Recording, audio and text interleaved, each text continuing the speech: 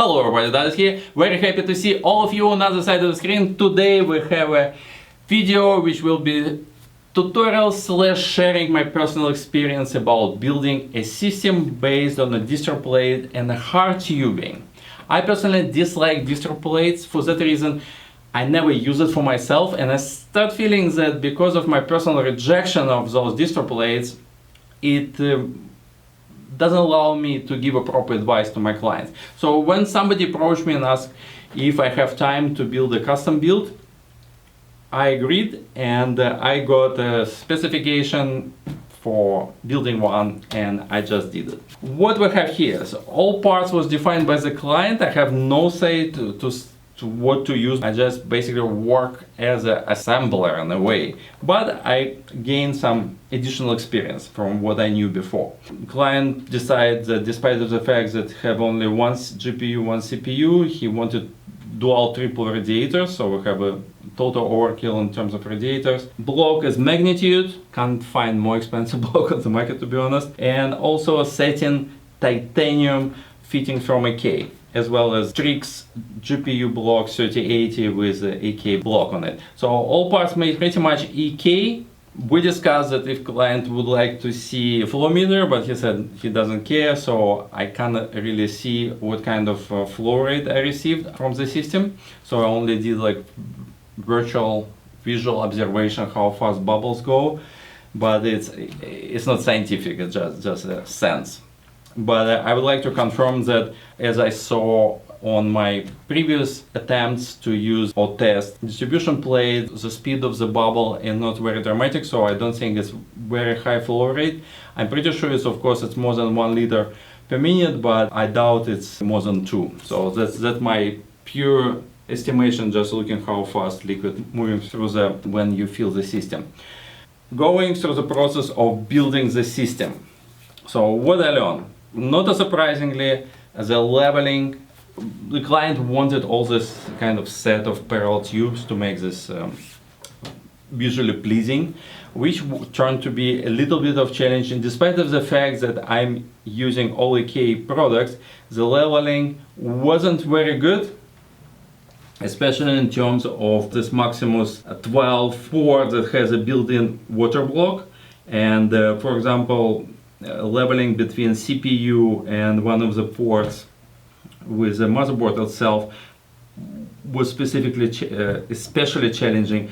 The no offset can solve the problem, because you not only talking about horizontally how much misalignment those ports are, also they're on different height from the motherboard, so the block on motherboard is lower, CPU block is higher, so you have to jungle and try to find combination between basically 2 dimensions, which was pretty hard. Luckily I'm in a store, so I kind of tried this fitting, so finally I figured out the level very nicely.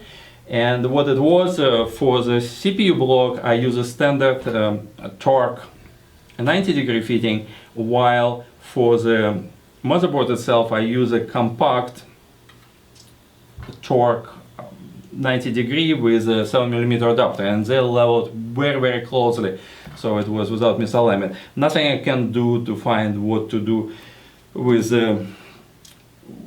make it 100% horizontally. So you can, I don't know if you can see from there or not, but this port a little bit lower than this one. But this is the only thing that like more or less misaligned. The rest I managed to do with variety of offset fittings, mostly 14mm. So you can see the system is relatively, everything is pretty much parallel as the client wanted. So leveling is a big pain. You need to spend quite a lot of time of finding the right offset fittings to make it nice. Of course you can try to bend things, which is also not easy task. I find that a lot of people find it's very hard to bend tubing properly, but again, so this is a little bit of challenge, may require you to make more purchases that you want until you find the right combination. And on that note, I actually warm up to the project that AK Waterblocks currently involved with, as it's called the Matrix system.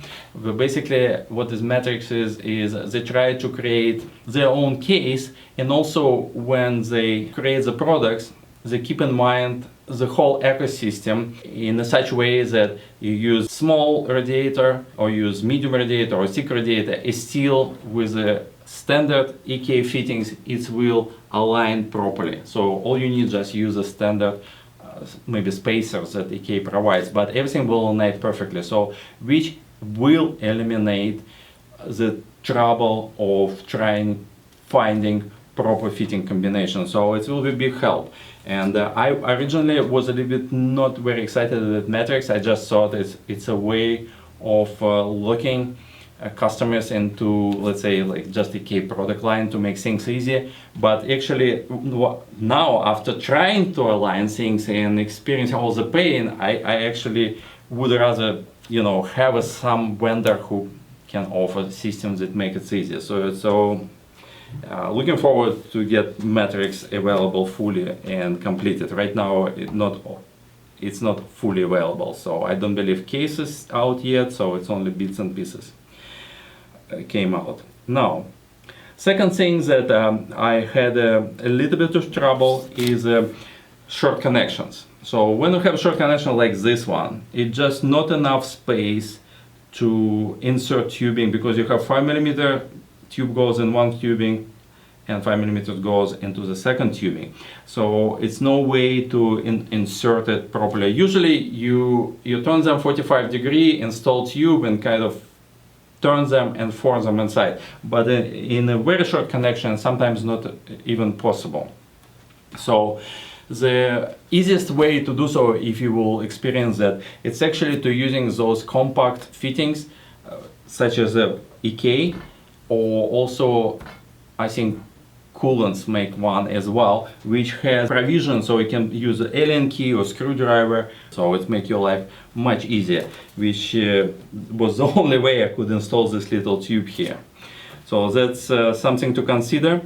Another thing that I noticed, that because it's such a complicated system, you have so many bands, so many connections, it's basically one massive trap for liquid. So when you fill the system and then, let's say for just testing purposes or just want to a little bit wash it out before you put main liquid, the drain it's the biggest pain in the world. Why I mention that? The reason is that, for example, for those of you who do usual methods, which actually not recommended by IKEA, but nevertheless.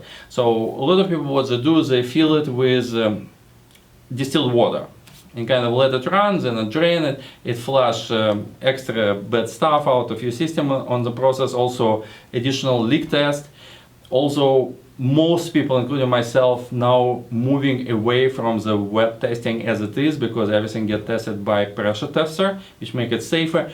But I still follow the rule that even I know the system basically sealed and no problem, I still kind of give it a rinse, so to speak, with the distilled water before I put the main liquid in it. So if you still follow the same procedure as I do, what I recommend, because you will not be able to really drain everything, and some of distilled water will stay. So if you don't want to dilute your ready-to-go coolant above the recommended level, what I recommend that you actually, you know that you probably still have maybe 300 or 400 milligram of liquid in your system, and you can actually use concentrate, and you can count that trap distilled water that sits in your system. So that's a little trick that you can use if you want to.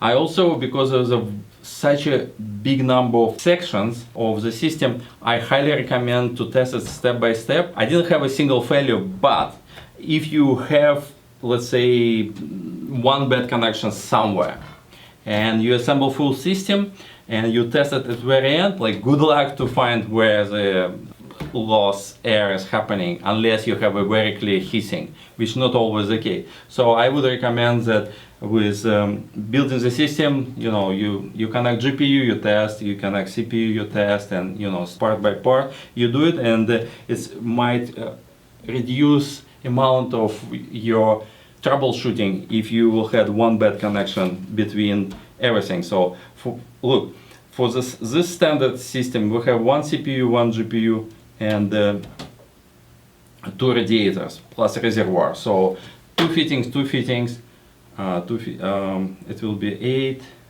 sorry, 4, 8, 10, 12. So 12 fittings, that's how much fittings normal system will work. But because of this bunch of this parallel unnecessary connection, I use 18, so more connections. Can be troublesome. Now, one thing that I didn't expect, and I did like wrong estimation, if you will, is how much tubing actually the system will use. Like, just look on it. Okay, so we have a couple here, two pairs there. So it didn't look like much. And when we will look on, let's say, inspiration examples that customer provided, so like build me something like this, I said like, okay, it's look like for me like maybe 1.5 meters of tubing, and I basically, for this is full freaking 3 meters of tubing, and all I did is like one mistake, maybe I lost I don't know, 25 centimeters, something like this. So yeah, you might need more tubing than you think for the system, and if you start making mistake, things might get worse. So I would say that for such a compact system, for the new builder, I would say should go like for 4 meters of the tube to build such a system, to make a little bit extra for, you know, not perfect band, or you make a band and then you cut too much and you know you can't use this piece anymore. So it could be a variety of reasons why the section of tubing that you prepare might not work for you. And last observation that I discovered, which was a little bit also a surprise for me, this is the first time I use a torque fitting for hard tubing by EK water blocks, and I found them extremely roughly made. I literally cut myself a few times on the sharp edges. Also, when you install fittings, it can scratch the tubing as well, so you need to watch for that. And even you know it and you try to avoid it, it's still scratching the tubing a little bit on the process.